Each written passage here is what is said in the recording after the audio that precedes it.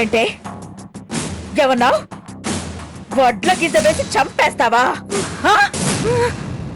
సమయం దొరికింది కదా అని నోటికొచ్చినట్టు వాగితే నాలుగు చీరేస్తాను. అసలేమనుకున్నారు మీరంతా లేఖ గురించి? లేక ఈ ఇంటి దీపం తనకుండా కూడా మీరు ఎవరికైనా ఉందా? ఒక్కసారి ఆలోచించుకోండి. ఏం సుధా, తప్పు చేసింది నువ్వు, శిక్ష మాత్రం లేఖకా? నువ్వో విషయం మర్చిపోయావు సుధా. ఈ విషయం శ్రీరామ్తో లేఖ చెప్పుంటే నీ విలువేమవుతుందో ఆలోచించు. లేఖని మీరు చాలా తప్పుగా అర్థం చేసుకున్నారు. తప్పు చేశాను జగదీశ్వరి, లేఖని చాలా తప్పుగా అర్థం చేసుకున్నాను. ఆ బ్లాక్ మెయిలర్ ప్రూఫ్స్ ఇచ్చేస్తాడు. ఆ తర్వాత మనం శ్రీరామ్కి విషయం చెప్పి లేఖను శ్రీరామ్ని ఒకటి చేద్దాం. దీన్నేమైనా అంటే నా పెంపకాన్ని నేను తప్పట్టు అవుతుంది. సుధ జీవితం కాపాడాలని ఈ పని చేసిందండి. వసుంధర, బిడ్డల్ని కన్నాం కానీ వాళ్ళ రాతల్ని కనలేదుగా.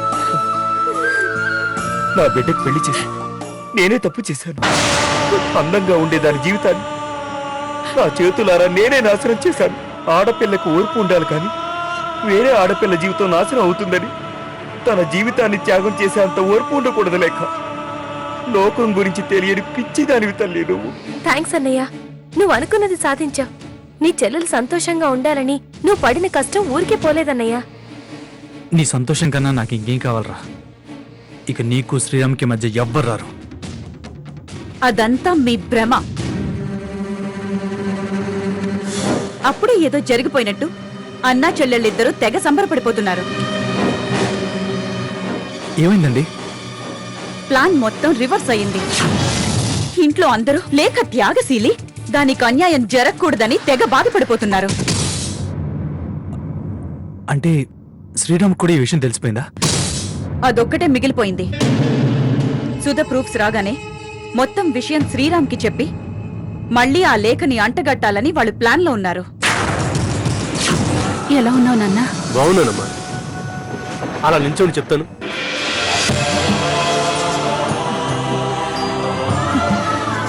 ఇంకేంట్రా విశేషాలు? నా దగ్గర విశేషాలు ఏముంటాయి నాన్న? చదువు కంప్లీట్ అయిపోయింది, త్వరలోనే జాబ్ వస్తుంది. చక్కగా జాబ్ చేస్తూ హాయిగా మీతో గడపడమే. మరింకే పెళ్లి సంబంధాలు చూసేద్దామా? మంచినీళ్ళు.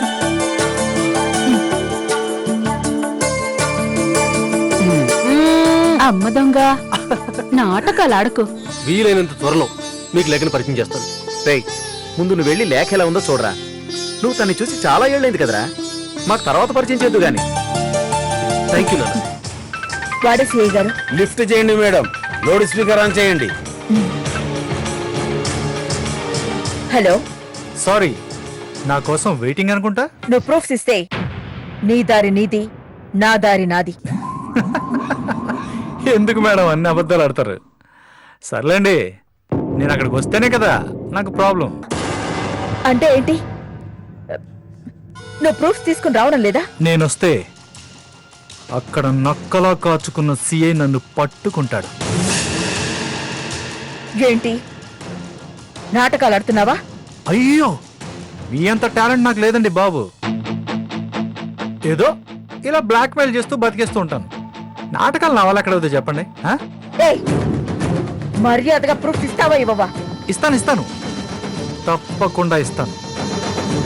కానీ మీరు ఇంకో పని చేసి పెట్టాలి.